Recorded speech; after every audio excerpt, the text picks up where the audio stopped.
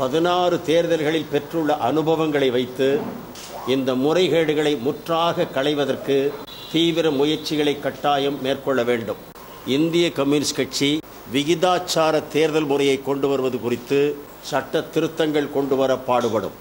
இந்த சீர்திருத்தத்தை கொண்டு வராமல் காலம் தாழ்த்துவது ஜனநாயகத்தை காக்க உதவாது.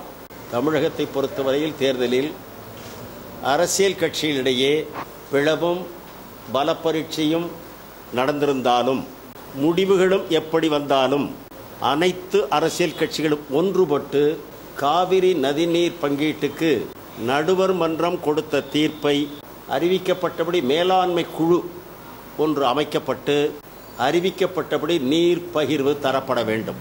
காவிரி தண்ணீர் தரப்பட வேண்டும். எனவே தமிழ்நாட்டில் கட்சிகளுக்கு இடையிலே மோதுதல் இருந்தாலும் இந்த பிரச்சனையில் தமிழ்நாட்டு கட்சிகள் அத்தனையும் ஒன்றுபட்டு குரல் எழுப்பி அந்த தண்ணீரை பெற வேண்டும். எப்போவுமே தமிழ்நாட்டில் பழக்கம் ஜூன் 12 மேட்டூர் அணை திறக்கப்படுவது வாடிக்கை.